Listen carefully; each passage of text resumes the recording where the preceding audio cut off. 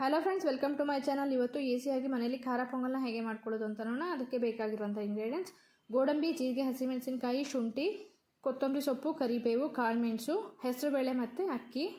1 cup ಹೆಸರುಬೇಳೆ ತೊಗೊಳ್ಳಿ, ಅದೇ ಕಪ್ ಅಳತೆಯಲ್ಲಿ 2 ಕಪ್ ಅಕ್ಕಿನ ತೊಗೊಳ್ಳಿ. ನೆಕ್ಸ್ಟ್ ತುಪ್ಪ. ನಿಮ್ಮ ಕ್ವಾಂಟಿಟಿಗೆ ತಕ್ಕನಾಗಿ ಇಂಗ್ರೀಡಿಯೆಂಟ್ಸ್ನ ಜಾಸ್ತಿ ಮಾಡ್ಕೋಬೋದು. ಕುಕ್ಕರ್ ತೊಗೊಂಡು ಅದಕ್ಕೆ 2 ಸ್ಪೂನ್ ತುಪ್ಪ ಹಾಕ್ಕೊಳ್ಳಿ. ತುಪ್ಪ ಇಷ್ಟ ಇಲ್ಲ ಅಂತ ಹೇಳೋರು ಎಣ್ಣೆ ಕೂಡ ಹಾಕ್ಕೊಬೋದು. ಒಗ್ಗರಣೆಗೆ ಸಾಸಿವೆ, ಗೋಡಂಬಿ, ಜೀರಿಗೆ ಮತ್ತು ಶುಂಠಿನ ಗ್ರೇಟ್ ಮಾಡಿಬಿಟ್ಟು ಹಾಕ್ಕೊಳ್ಳಿ. ಕರಿಬೇವು, ಅಕ್ಕಿ ಮತ್ತು ಹೆಸರುಬೇಳೆನೋ ಎರಡನ್ನೂ ಸೇರಿಸಿ ವಾಶ್ ಮಾಡಿಬಿಟ್ಟು ಹಾಕ್ಕೊಳ್ಳಿ. ಸ್ವಲ್ಪ ಅರಿಶಿಣ ಸೇರಿಸ್ಕೊಂಡು 1 ಮಿನಿಟ್ ಫ್ರೈ ಮಾಡ್ಕೊಳ್ಳಿ.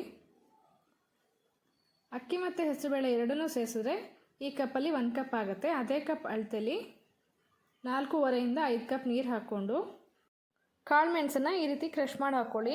ಹಸಿಮೆಣಸಿನ್ಕಾಯಿನ ಕಟ್ ಮಾಡಿ ಹಾಕ್ಕೊಳ್ಳಿ. ರುಚಿಗೆ ತಕ್ಕಷ್ಟು ಉಪ್ಪನ್ನು ಸೇರಿಸಿ ಕುಕ್ಕರ್ ಕ್ಯಾಪ್ ಮುಚ್ಚಿ 4 ವಿಷಲ್ ಹಾಕಿಸಿ. ನೆಕ್ಸ್ಟ್ ಕಟ್ ಮಾಡ್ಕೊಂಡಿರುವಂಥ ಕೊತ್ತಂಬರಿ ಸೊಪ್ಪು ಆ್ಯಡ್ ಮಾಡಿಕೊಂಡು 1 ಫುಲ್ ಲೆಮನ್ನ ಈ ರೀತಿ ಸ್ಕ್ವೀಸ್ ಮಾಡಿಕೊಂಡು ಚೆನ್ನಾಗಿ ಮಿಕ್ಸ್ ಮಾಡ್ಕೊಳ್ಳಿ. ಈ ರೀತಿ ಕನ್ಸಿಸ್ಟೆನ್ಸಿಗೆ ಬರುತ್ತೆ. ಪೊಂಗಲ್ನ ಚಟ್ನಿ ಮತ್ತು ರಾಯ್ತಾ ಜೊತೆ ಕೂಡ ಸರ್ವ್ ಮಾಡ್ಬೋದು. ನಾನಿಲ್ಲಿ ರಾಯ್ತಾನ ಪ್ರಿಪೇರ್ ಮಾಡ್ಕೊಂಡಿದ್ದೀನಿ.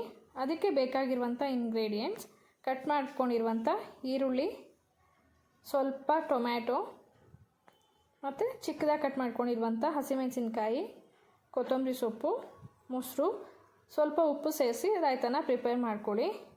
ನೆಕ್ಸ್ಟ್ ಪೊಂಗಲ್ಗೆ ಈ ರೀತಿ ತುಪ್ಪನ ಹಾಕಿ ರಾಯ್ತಾ ಜೊತೆ ಸರ್ವ್ ಮಾಡಿ. ತುಂಬಾ ಟೇಸ್ಟಿಯಾಗಿರುತ್ತೆ ಫ್ರೆಂಡ್ಸ್. ತುಂಬ ಹೆಲ್ದಿ ಅಂತಲೂ ಹೇಳ್ಬೋದು. Thank you for watching.